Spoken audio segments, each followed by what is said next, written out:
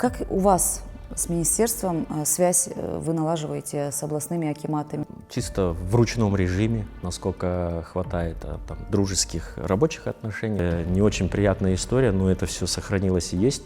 И японцы к этому с уважением относятся. Это тоже мог бы быть прекрасный фильм. У нас кадров хватает? Нет. Зачем клиенты будут нанимать кыргызского гида, когда есть казахстанский?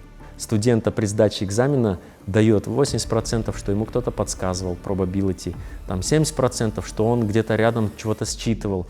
И выводит, там невозможно обмануть. У нас есть казак-туризм, который как раз-таки занимается продвижением. Но штат этой нацкомпании составляет всего 60 сотрудников. Почему уделяется так мало внимания и почему статус национальной компании «Казахтуризм» такой низкий? Ну, то есть и бюджет туда выделяется очень мизерный, согласитесь, и штат сотрудников. Почему мы... Мне очень приятно. Обычно журналисты говорят, чем занимается «Казахтуризм».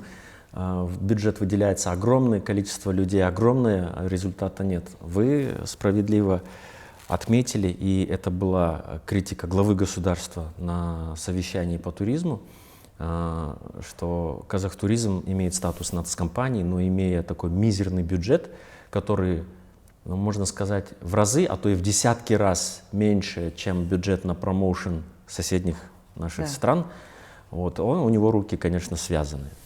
Больше эффекта по промоушен, который делает «Казахтуризм», он делает благодаря своим связям, благодаря тем людям, которые там работают. Они имеют международно хорошие связи, имеют компетенции, образование. И вот на, что называется, голом энтузиазме и друзьях мы делаем неплохие проекты по продвижению. А в прямом смысле на рекламу, ну, бюджет «Казахтуризма» вот, на следующий год 1,3 миллиарда, из них половина это вот аренда офиса, там, зарплаты сотрудников с мизерным количеством командировок и несколько международных выставок мы посещаем. Мы не делаем уже давно страновых видеороликов, мы не присутствуем на международном телевидении. И ну, в 2019 году еще бюджет был более-менее нормальный, это становление было национальной компании, план был такой, что из года в год он будет расти. Там произошла пандемия и ряд других негативных явлений, и потом уже было не до «Казахтуризма». Вот, и потом проблема за проблемой, наши наводнения, потопы. И вот только на совещании по туризму глава государства этот вопрос поднял и попросил предложить инструменты для того, чтобы усилить национальную компанию «Казахтуризм» и усилить маркетинг на внешнем контуре. Вот, ну, мы думаем, что в ближайшее время ситуация изменится, и мы будем присутствовать на BBC, CNN, на других ресурсах. Вот как раз-таки по BBC, CNN, киноиндустрия, да? У нас, кроме красивых мест, кроме красивой природы, есть также и не очень красивые места. Есть исторические места, есть Карлаг, ГУЛАГ, Алжир, да? Есть такие же города, моногорода, которые остались с советских времен неразвитыми. Почему мы не можем использовать их в качестве локаций для голливудских кинокомпаний? Например, в Карагандинской области очень много таких страшных городов. Ну, да, возможно, государству это ядшар, но это есть, это факт. Почему мы не можем этим воспользоваться? Мы этим воспользоваться можем. Мы все локации предлагаем. В свое время «Казахтуризм» делал целый каталог и выборку этих локаций.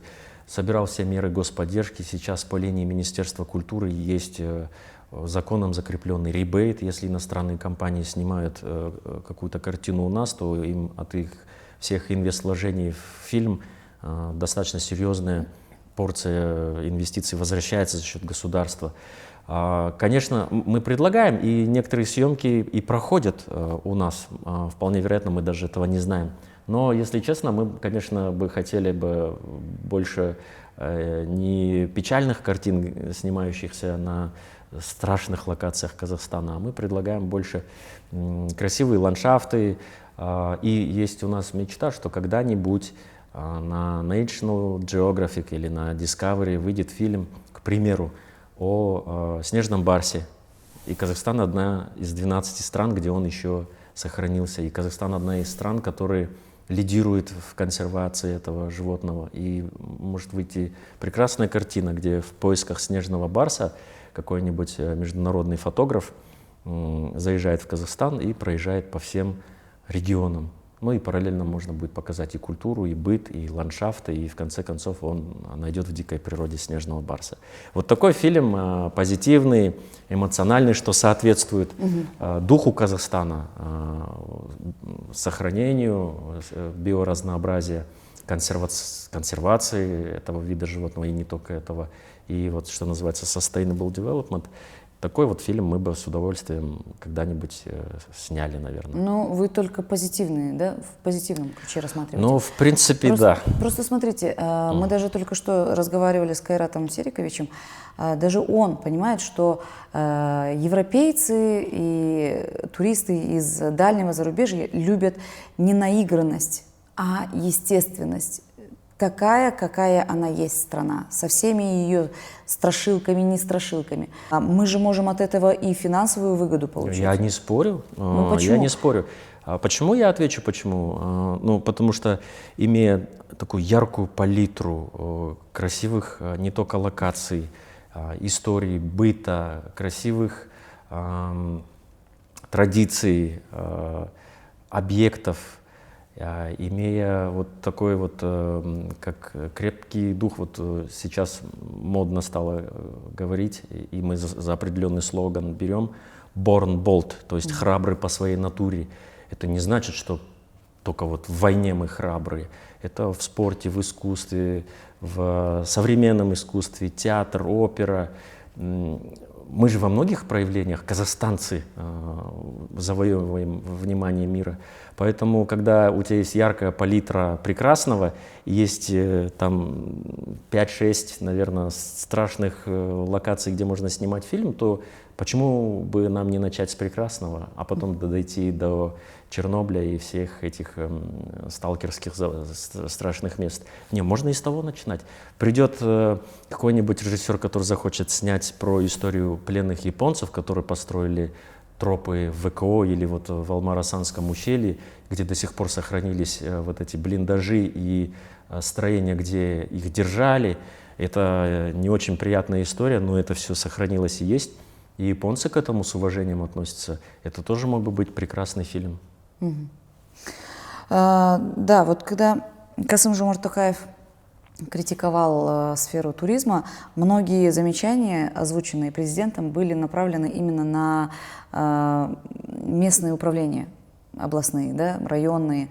Как у вас с министерством связь вы налаживаете с областными акиматами, районными акиматами? Скажу честно, чисто в ручном режиме, насколько хватает отношений, насколько хватает там, дружеских рабочих отношений, насколько хватает каких-то других чисто госслужбинских инструментов, пытаемся влиять. Где-то получается, где-то не получается в силу разных причин. Не во всех акиматах, я думаю, из 20 регионов только в 7, наверное, есть управление по туризму в количестве там нескольких человек. Во всех остальных случаях это 2-3 человека в структуре других управлений, там предпринимательства, культуры. И поэтому и у них ресурсы ограничены. Но тут оправдываться не будем. У акиматов так или иначе есть свои бюджеты на развитие туризма. Где-то мизерные, где-то нормальные. Вот. И каждый акимат их тратит, как ему заблагоразумится. И до последних лет было так, что на одних выставках авторитетных может присутствовать очень маленький стенд там, какой-то области Казахстана, еще один где-то другой стенд другой области Казахстана, где-то Туркестан, где-то Алмата, где-то Астана и страновой стенд Казахтуризма. И вот тогда мы вводим в заблуждение, мне кажется, иностранную аудиторию. Они не могут понять, что Туркестан — это вообще Туркменистан или это Казахстан, и почему Алматы отдельно. И вот благодаря работе Казахтуризма в последние годы мы стали объединять эти бюджеты, нанимать одного дизайнера и ставить более-менее большой стенд. Ну, это там 150, например, квадратов. 150, когда другие страны приблизительно нашего уровня, не буду называть, ставят стенды 500, 700 квадратов, там, 800. Мы ставим 150. Но он активный. Наши туроператоры активны, они подписывают там очень много договоров, и в последующем мы принимаем туристов. Но вот это выставки — это один пример. И в отрасли вот, взаимодействия с акиматами и с другими госорганами, к сожалению, такое есть. Ручной режим. То есть вы хотите сказать, что акиматы областные, то бишь районные, живут своей жизнью, тратят деньги, как им заблагоразумится, а контролировать их должны же вы, я правильно понимаю? Получается, они вам не подотчетны? Вот первая половина вопроса или первый вопрос, да, это так. Управление подчиняется акиму, и какую политику они выберут, как они свою стратегию утвердят, либо у них вообще нет никакой стратегии, ну, они вот так, как себе решили, так и двигаются. Второе, подчиняются ли они нам? Нет, они нам не подчиняются, и у нас нет функции контролировать их. Поэтому я и сказал, что все сводится чисто к дружеским отношениям между вице-министрами и замом акима, дружеским отношениям между председателем комитета туризма в министерстве и руководителем управления. И благодаря этому сейчас более-менее как-то гармония складывается, взаимодействие с регионами. Но не везде, не всегда. Есть примеры, когда регион снимает солидный, красивый ролик, нанимает творческую группу BBC, размещает на BBC. И красивый ролик, но там нету ни одного упоминания о Казахстане.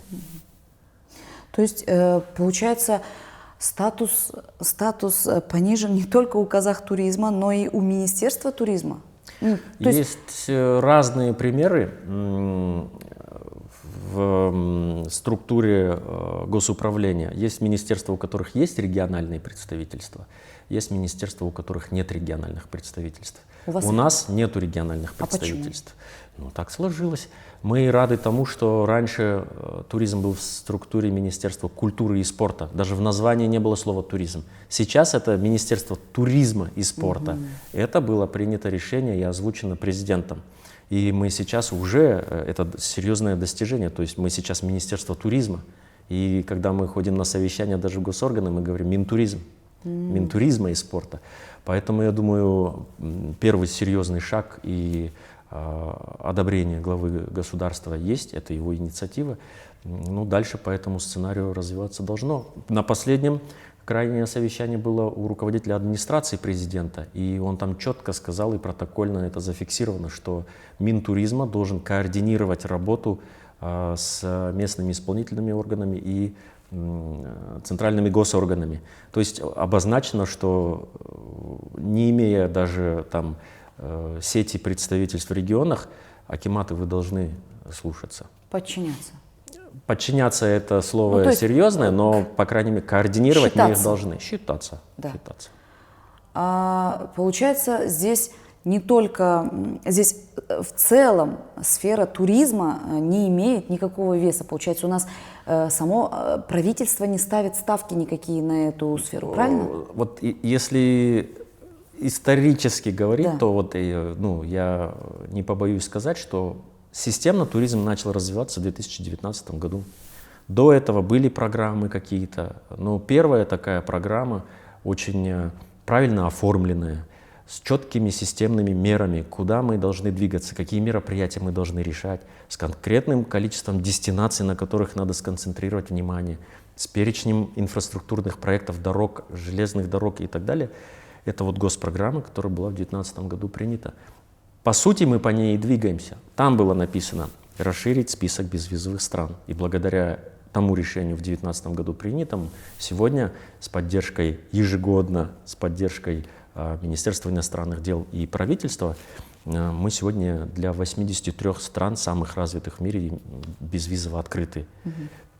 эти решения зачастую раньше принимались так: вы для нас станьте безвизовыми, и тогда мы для вас станем безвизовыми. Тут было политическое решение, даже в одностороннем порядке: открывайте. Вот. Было принято решение открыть небо, дать 5-ю степень свободы. Было принято решение строить аэропорты и так далее, и так далее. Поэтому отрасль молодая, ну и как у любого молодого дела, сразу не может быть устоявшейся, мощной системы. Поэтому мы руки не опускаем и не отчаиваемся, и мы же видим прогресс. Что нужно сделать для того, чтобы акиматы с вами считались? И если они в итоге не будут считаться, то есть сам Касым-Жомарт Токаев говорит, что акиматы должны координировать работу с Министерством туризма, с Минтуризма, правильно? Если они и этот момент не учтут, рассматривается ли такой вопрос, чтобы убрать акиматы и сделать как самоуправление, да, вот такую систему, чтобы... Например, то же самоуправление туризма подчинялось только Министерству туризма, а не акимату, потом еще. Ну, то есть... Органично, само собой, может быть, к этому и придет. Сейчас я бы не стал, как политический госслужащий, представитель министерства, какие-то захватнические интересы выражать, что мы хотим собрать у акиматов и свои региональные представительства открывать. Это будет решение за руководством страны. Но сейчас я вижу, что никогда не было такой интенсивности совещаний по туризму на высоком уровне у премьер-министра, у главы государства, в администрации президента. Отдельный инвестштаб с особым статусом под курацией зама премьера.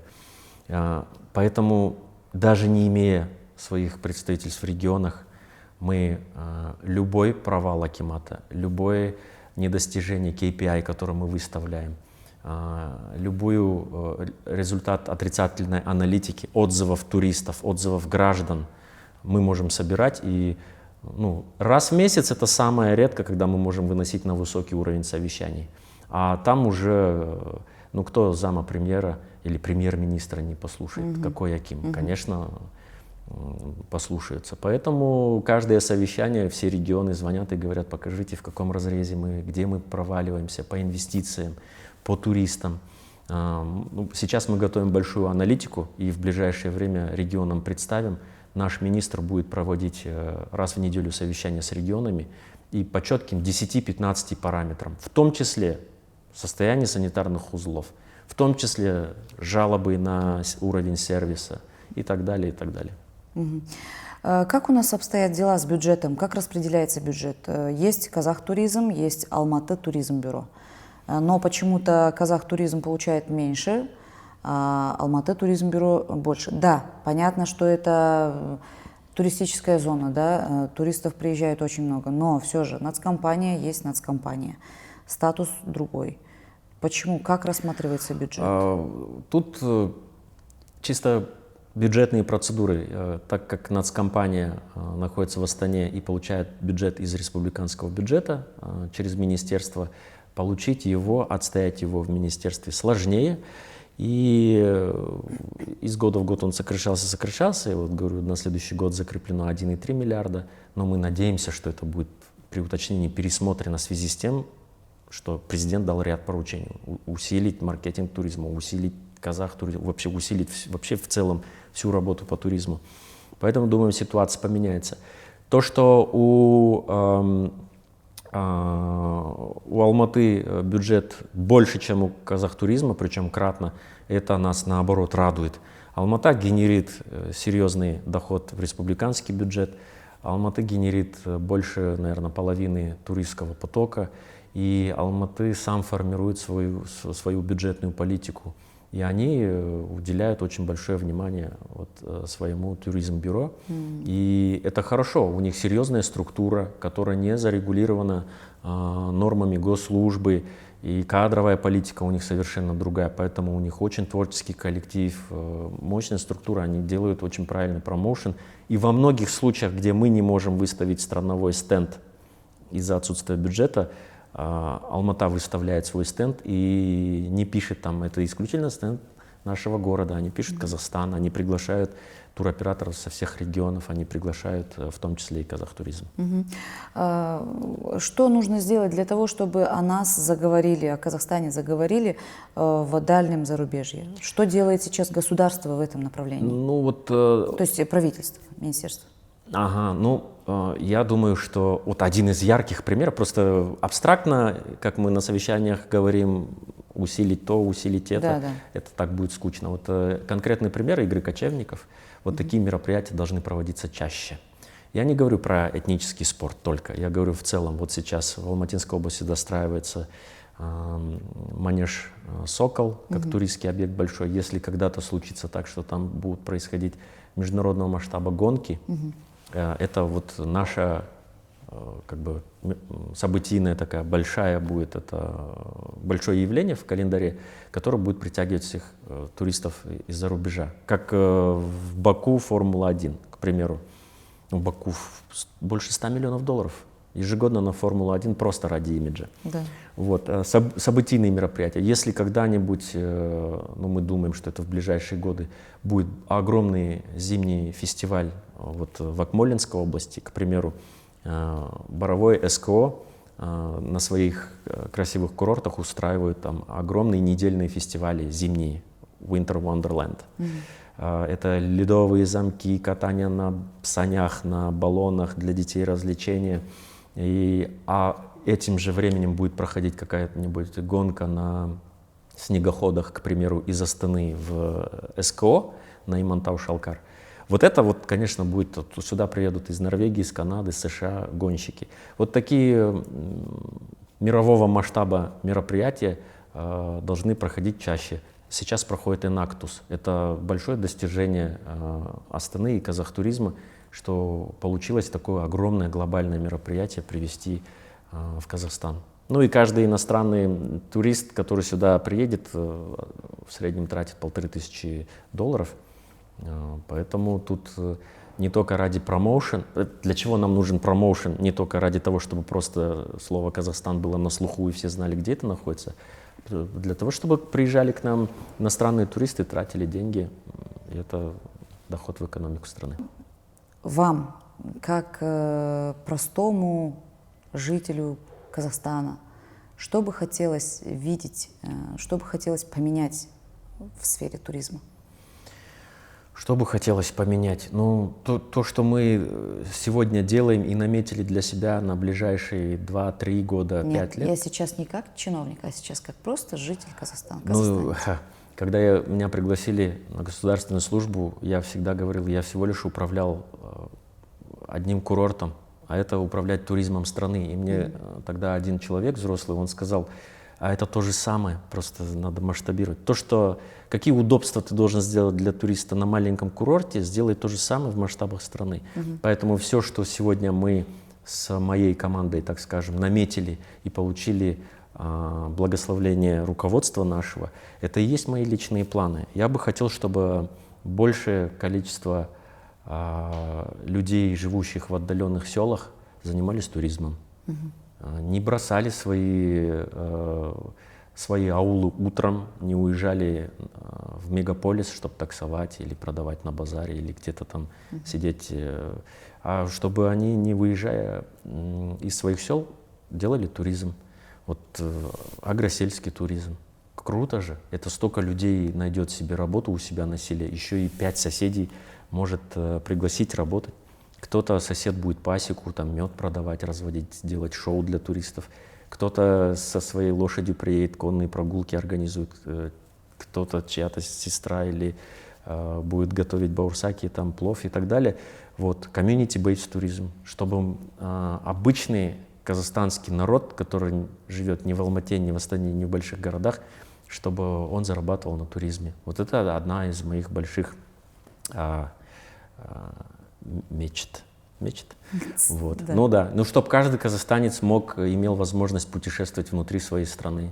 Каждый казахстанец. Даже без мер государственной поддержки. Вот сегодня мы имеем возможность внутри Казахстана детей до совершеннолетия бесплатно на самолет сажать. Да, это Но уже это же ваша хорошее программа, да, достижение. которую вы реализовали? Ну, мы вот в 2019 году эту программу придумали, ее вот добились, ее реализации. Сейчас там несколько тысяч детей в год летает. Мне приятно. Если наши аташки, апашки смогут отдыхать в санаториях, и санаториев будет большое количество в стране. Вот детские лагеря. Большее количество детских лагерей находится в упадках. Сейчас большой дефицит. Если будут детские лагеря, это тоже туризм детско-юношеский. Нам нужно избавиться от таксистов, которые обманывают туристов в аэропортах. Нам нужно сделать безопасную инфраструктуру в горах, и чтобы сеть ловила, чтобы не терялись те 16 или 13 человек в год, которые теряются. Вот. Нам нужно сделать сервис доступным, нам нужно сделать больше студентов выпустить с правильным образованием в туризме, практикоориентированных, с прикладным обучением к туризму. И, наверное, удержать их, да, в этой сфере? Ну, конечно. Вот тогда не надо будет нанимать положительный пиар за деньги, когда у тебя и само собой будет в организме туризма все правильно. Вот я считаю так. Конечно, это не быстрый. Самый легкий вариант — это 10 миллионов долларов, и 5 агентств нанял, и вот тебе на протяжении 1,5 лет будет прекрасные заголовки. У нас есть раз в периодику проходят курсы по повышению способностей спикеров, политических госслужащих. Им там иностранные тренеры прекрасно об этом говорят, что да, легко информационное поле сейчас забить тем контентом, который тебе нужен, очень легко. Но у нас, как у госслужащих, должна быть, мне кажется, другая задача. Надо снимать причину негативных новостей, тогда не придется заниматься марафетом. С какими странами на сегодняшний день Казахстан тесно сотрудничает именно в сфере туризма, и по каким направлениям, по какому виду туризма? Деловой туризм у нас Европа, США. Ну, понятное дело, что вот Китай — безвизовый взаимный режим. Это, кстати, можно сказать, чудо. Китай не дает никому безвизовый режим. Благодаря дружбе двух лидеров это произошло.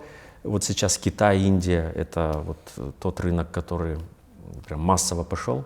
Кстати, индусов очень много стало. Особенно в Алмате. Особенно в Алмате. Да. Это безвизовый режим. Но есть, ладно, я не буду говорить. Разные кейсы знаю. Да. Я про это знаю. Можно сказать, может, даже про каждый из них знаю, который вопиющий.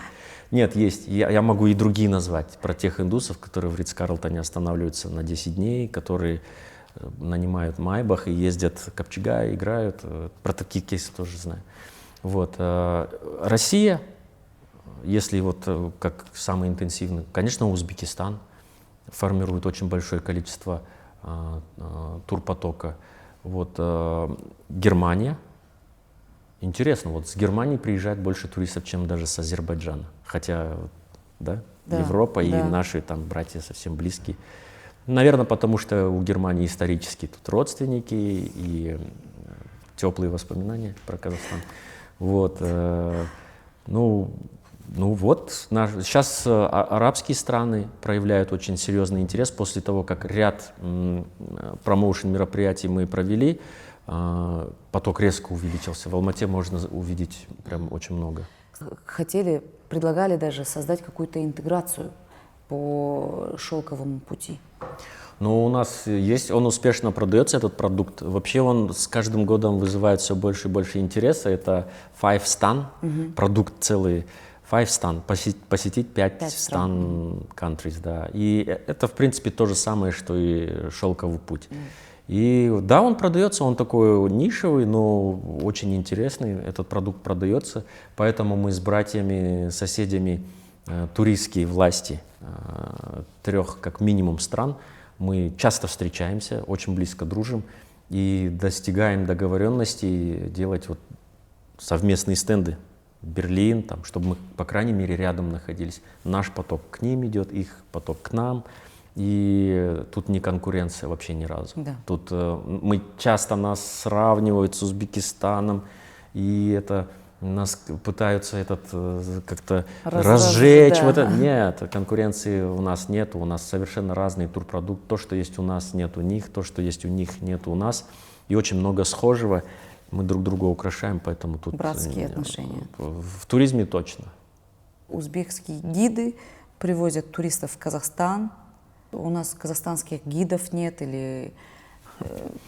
Есть такая, ну, для наших гидов и турсообщества это прям серьезная проблема. Они прям очень сильно меня ругают за то, что кыргызские гиды и узбекские гиды, а теперь еще и китайские гиды приезжают и свои группы привозят и проводят экскурсии у нас. Но это о чем говорит? Я когда так говорю, на меня обижаются, конечно. Я говорю, о чем говорит? Значит, ну, те более востребованные, может, или может у них компетенции больше, или они шустрее, может быть. Вот. А мне говорят, это нарушение законодательства. Да, у нас гидом на территории Казахстана может работать только гражданин Республики Казахстан. Но как администрировать это? Как гидов вылавливать? Это очень сложная работа. Поэтому мы в этом году, Казахтуризм это сделал, всех тех гидов, которые прошли обучение и сертификацию, мы им вручаем бейдж с фотографией, с QR-кодом, и любой, кто захочет проверить, гид это или не гид, может QR-код, и там в реестре будет указано, реально он гид или, ну, и фотографии и так далее. Но еще этот QR-код по нашим задумкам будет давать им право доступа бесплатного в музей, там, на Чембулак и так далее. И вот тогда уже турполиции будет легче. Если идет группа и кто-то повествует, но у него нету бейджа, значит он не гид, тогда его можно будет ограничивать. Это если смотреть на структурирование отрасли методами там, запретить, посадить, наказать, штраф. Ужесточающий. Да, я думаю, что, это, наверное, потому что я тоже работал в рынке, мне кажется, чтобы поменять ситуацию, наш институт гидов должен подтянуться значительно, быть привлекательный, нас должно быть больше. У нас кадров хватает? Нет. У нас кадров не хватает. Сегодня в отрасли туризма работает 500 тысяч человек. Это те, кто зарегистрированно работает. Ну, то есть отчисления, пенсионы. Есть еще те же, вот в ресторанах, вы думаете, сколько официантов реально работают? Да? Вот, да. Они, наверное, сидят на процентах, там как-то так. Вот. Но тех, кто трудоустроен, их 500 тысяч. И есть острая нехватка специалистов. Это тоже тот вопрос, чем мы занимаемся. Сегодня около 60 вузов в стране выпускают специалистов по специальности туризм. Вот. И я, работая раньше и тоже в рынке, когда смотришь, закончил туризм, про туризм вообще ничего не знает, потому что и учил туризм в аудитории с книг, с учебников, зачастую старого периода учебники. Вот. Когда у нас появился наш университет при министерстве, он в Туркестане находится, он тоже определенные там этапы прошел, и вот сейчас мы добились того, что этот университет программу обучения в туризме с 4 лет до 3 лет сократил. Причем не сам, а получил на это все, там обосновали, сократили с 4 до 3. Из 3 лет 60% времени студент не находится в университете. Он находится в Риксосе, в отеле, в музее, не знаю, в ресторане. Это тоже своего рода практика, да? Вот так должны обучать туризму. Это ты 60% находишься на практике. Лекции в университете оборудовали суперсовременную профессиональную мультимедийную студию. Лектор записывает свои лекции. Он записывает это не в скучном, монотонном, это как вот новости по телевидению. А вот там прям за лектором появляются диаграммы, появляется Ходжа Ахмед Ясауи, потом он увеличивается, его купол, там вот эти оюлар, графики. И это все объясняет вот, лектор. Эти лекции прям можно просто как мультфильм смотреть, очень интересный. И в промежутках вечером после работы студент смотрит, потом сдает экзамен. Сдает экзамен тоже из дома, с работы может сдавать экзамен. Стоит система, которая автоматически по поведению зрачка, по поведению студента при сдаче экзамена дает 80%, что ему кто-то подсказывал, probability, там 70%, что он где-то рядом чего-то считывал, и выводит, там невозможно обмануть. Отвязывают студента от аудитории, выходит через 3 года специалист, который абсолютно подготовлен к реальному прикладному туризму. Благодаря этому наши студенты, еще не получив диплом, вот 500 первых выпускников мы выпустили, половина из них, еще не получив диплом, уже были трудоустроены на туробъектах. Но все же есть те студенты, которые не работают по профессии. Есть, Почему? да. Почему? Потому что в турагентствах такие правила, которые, ну, вот, всегда нужно кого-то привести, всегда нужно какой-то клиентов находить, чтобы получить зарплату. Почему вот эту систему? Ну, во многих случаях, аудируя выпускника того или иного вуза по туризму, работодатель понимает, что такой ему работник не нужен.